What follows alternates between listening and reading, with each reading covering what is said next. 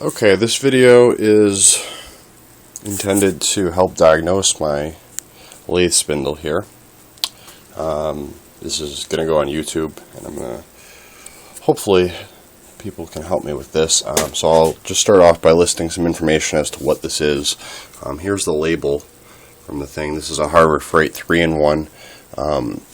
It's very similar. It is not very similar. It's the same unit as Grizzly, and there's probably a couple other manufacturers that sell the same piece as well. So any of those would probably be the same. There are a few slight differences in the Grizzly, but I don't think there'll be anything to worry about. So the main problem that I need to deal with is this. Let's see if I can get a light in there. So you can see how badly there's this half moon that sits in there, and when I try to put a 1-inch piece through it with the chuck on it, it bends it out. And you can see, I mean, that thing's sticking out. God, that's got to be 1/8 of an inch. Now, as I look down there, it's not probably showing up in the video, but about maybe 3 inches in, that far on my finger, there is a lip right there.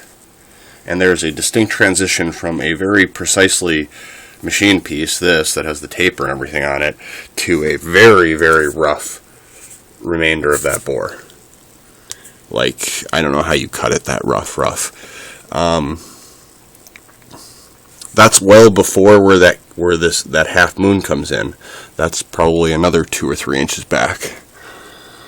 Now, I've never, this is as far as I've ever had this thing broken down. I've broken down every piece of this entire lathe, and I've tried to have the spindle apart at least 3 or 4 times, and actually I've taken it one step further. There's a set screw that holds, I think it holds a gear into a keyway or something like that, that has to be accessed from there. But I've never, I don't think I'm even at that point yet. I think had I gotten there, I probably would have gotten it out. This connection that's 3 inches in, that's got to be a threaded connection. I mean, that's how most of these things are set up. I don't know if I just didn't pound on it hard enough. I have part of the trouble is I got to try to remove this and hold the spindle still and not take off the retaining rings on the back. And I've had the pulley off and all that off of this thing before. If I need to, I'll do it again. Again, that's my tool for clamping on those things, and then this is all I have to try to take the plate off here. I don't know if it'd buy me anything to get the plate off. Now that I look at this a little more closely, I don't think it's a misalignment. I actually do think it's extra metal, which is what I think is, of the possibilities I'm running through in my mind, best case scenario is that what I'm looking at in there is just extra metal, and what needs to happen is I just need to figure out how to remove it. That's no easy task, but it's doable. The second scenario is that it's mismachined, although now that I look at that closer, I mean, it is mismachined, I think. I mean, I just don't know what... I mean, this is continuous. It's like I wonder if that's what they did. I wonder if this was ground all as one unit, and they took the grinder back to there, or cut. Maybe it was cut all as one unit and then hardened afterwards. God, even this is not good. Look at that.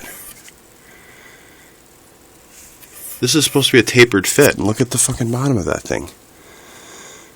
It's all butchered, like a boring bar has gone through it. Eccentrically.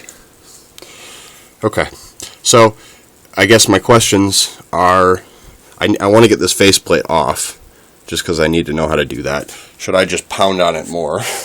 I don't remember how hard I tried, how much leverage I put on it. Maybe I need a bigger lever, maybe I need more proper tooling to do this, in which case that can be done. But I'm just hoping that anybody out there can give me some advice as to how to get this plate off, and then what to do about this spindle. Even though it kind of looks like a seam at that half moon, there's no seam there. The seam is much further up, and it's got to be a threaded connection there.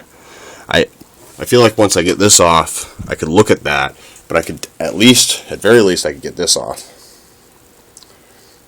There's some screws in this plate, and I never got that plate off, which means the spindle wouldn't come off.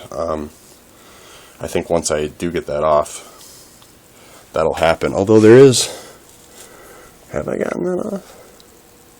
See, this is one thing that always confused me, is that there's a hole in this plate to access those screws. Why? I mean, if you're taking the spindle apart, you might as well take your faceplate off, unless it's not removable. But God, it's got to be removable. There's two distinct pieces of metal here, and I just can't figure it out. So, sorry to drag on a little bit there, but hopefully somebody can help me. And again, I appreciate just watching the video and making an effort. And if anybody has any advice, I appreciate that too. Thank you.